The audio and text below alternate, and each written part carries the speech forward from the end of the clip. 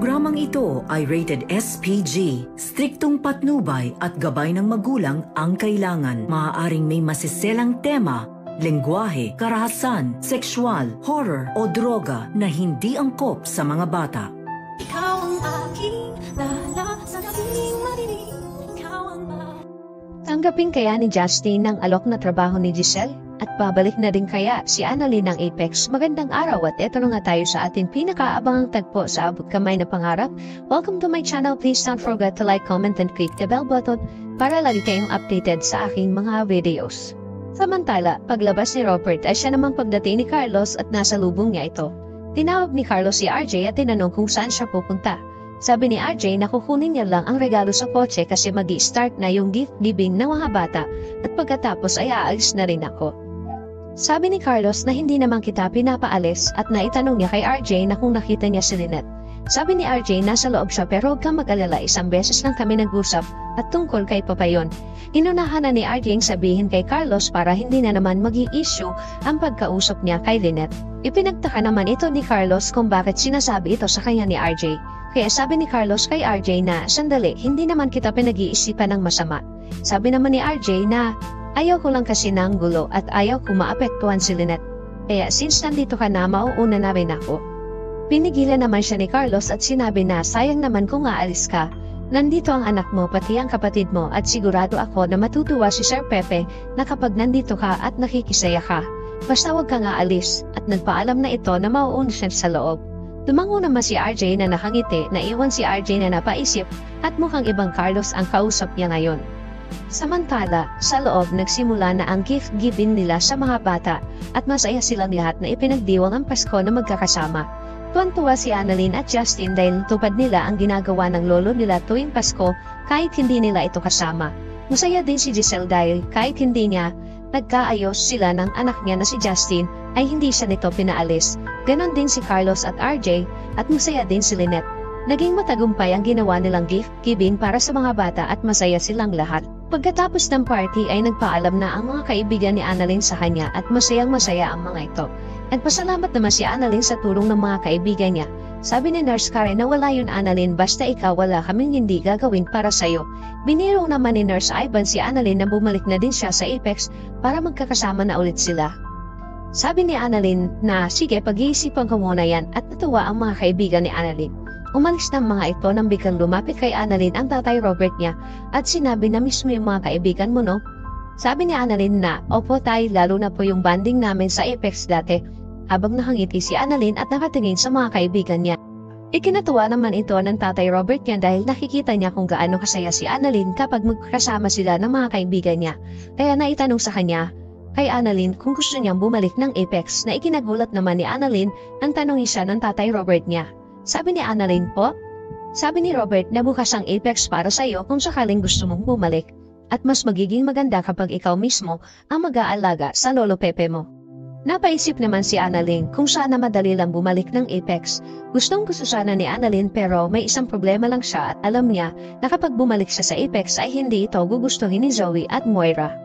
Alam niya sa sarili niya na ikakagalit ito ni Zoe dahil kahit kailan ay hindi sila nagkakasundo at sigurado na magiging malaking gulo na naman ito.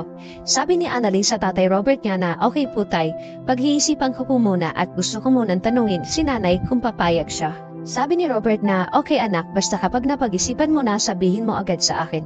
Ngumiti lang si Annalyn at napayakap ito sa tatay Robert niya dahil masayang-masaya siya na magkakasama sila ngayong Pasko. Samantala natapos na ang party ay hindi pa din nakakausap man lang ni Giselle ang anak niya na si Justin.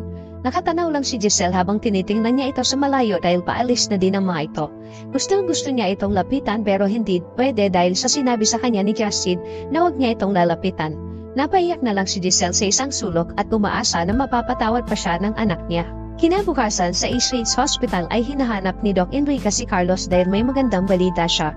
Nakita niya ito sa hallway at nilapitan niya si Carlos at masayang sinabi ni Doc Enriquez na dumating na ang memo ng mga napili para mag-seminar na ipapadala sa Japan.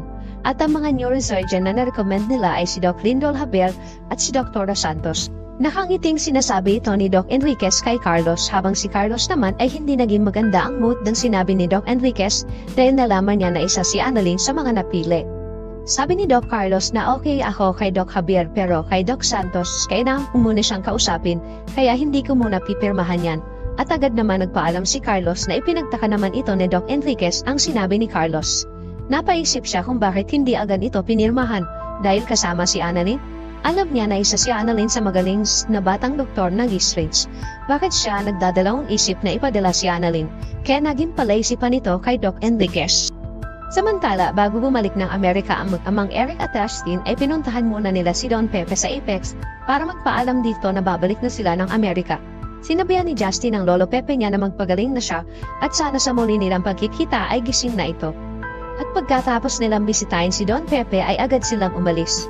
Habang nag-aantay sila ng elevator ay bigla naman dumating si Giselle at nakasabay nila ito.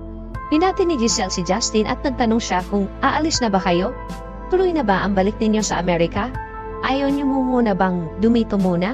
Sabi ni Eric na wala kaming gagawin dito Giselle dahil nasa Amerika ang trabaho namin. Alam mo naman na umuwi lang kami dito dahil sa papa mo dahil gusto ni Justin na makita ito. Nagmakaawa si Giselle kay Justin na wag na muna silang umalis. Pero matigas talaga ang puso ni Justin para kay Giselle. Sabi nito na kailangan nilang bumalik dahil may job interview pa siya sa US at kailangan niya itong puntahan. Ikinagulat naman ito ni Giselle at nagkaroon siya ng pagkakataon na alukin si Justin ng trabaho sa Apex. Sabi ni Giselle, bakit hindi ka magtrabaho sa Apex para hindi ka naaalis? Total, nandito na kayo, bakit hindi mo subukan muna dito magtrabaho at kung hindi mo magustuhan ay pwede kang umalis kahit anong oras.